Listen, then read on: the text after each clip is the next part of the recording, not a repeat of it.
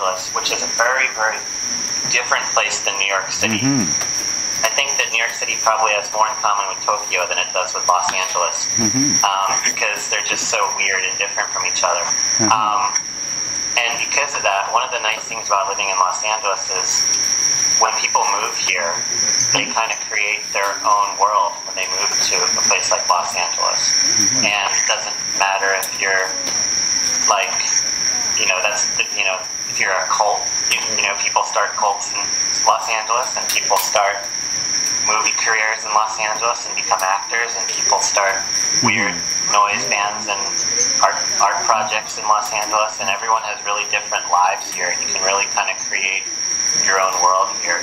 And I think that the new album is basically about just being whatever we want to be, like in the future. Like we feel like we don't have any rules to follow, like we don't have to stick to a genre, we can start playing around with different roles and different ideas about who we are as musicians. And I think that's what the new record, I think, proves. It's really based on our move a lot, I think, for me.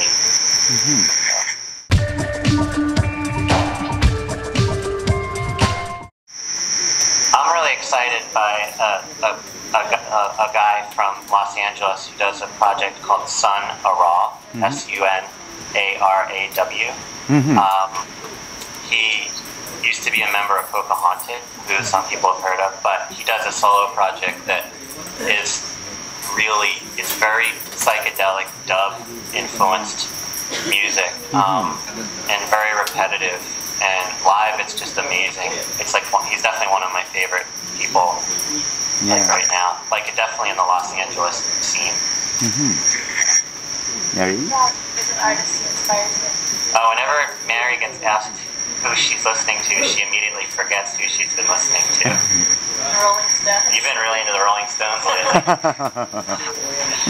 Beggar's Banquet. Yeah, Beggar's Banquet. We listen to a lot of different music. I mean, I think that's a hard question. We listen to everything from death metal to dub reggae to rap music to even commercial pop music on the radio.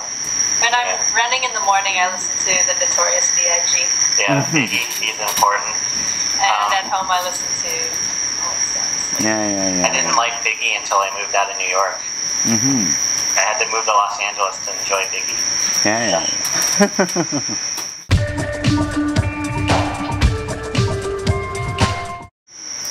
Well, I'd have to say my favorite album in 2009. That's a tricky question. I love the Stevie Ray record.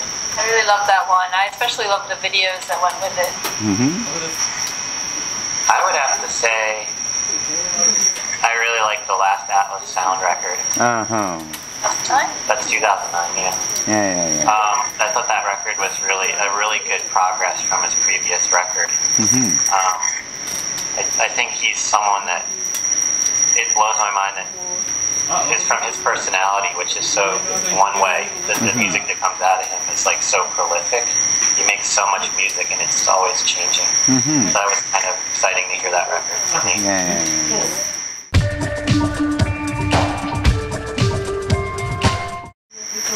We listened to them.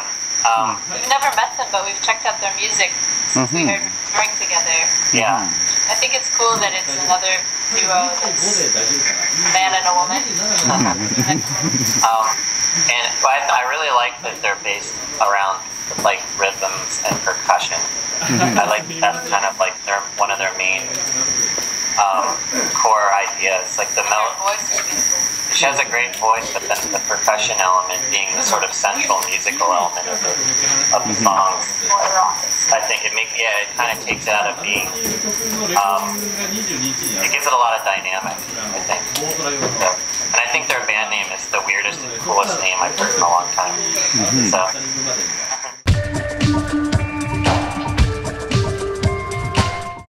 Really excited. Like you said earlier, the last time we were there, it was only about 3 days, and we only saw Tokyo, and we got to see a lot because you guys were really great, and our friend Dustin from Ponytail was in Japan then too, so we hung out with him as well, and he got to show us stuff, but it felt really short. So it's nice to actually come back and have more time to actually see other cities and play more shows. We're excited to eat Japanese food. Yeah. And do some shopping. Yeah. I like figuring out the streets in Tokyo too, because everyone always talks about how there's no street names, but I actually thought it was really cool to like have to remember where we walked so we could get home again. That was exciting. I liked figuring out the streets. Yeah.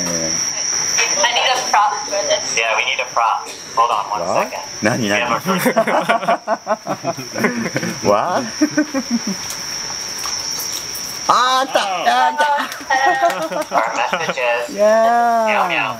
Meow Meow meow. meow meow meow. Meow meow. Meow meow. And that means we can't wait to come to Japan. See you soon. See you soon. Meow. Yeah. Wow.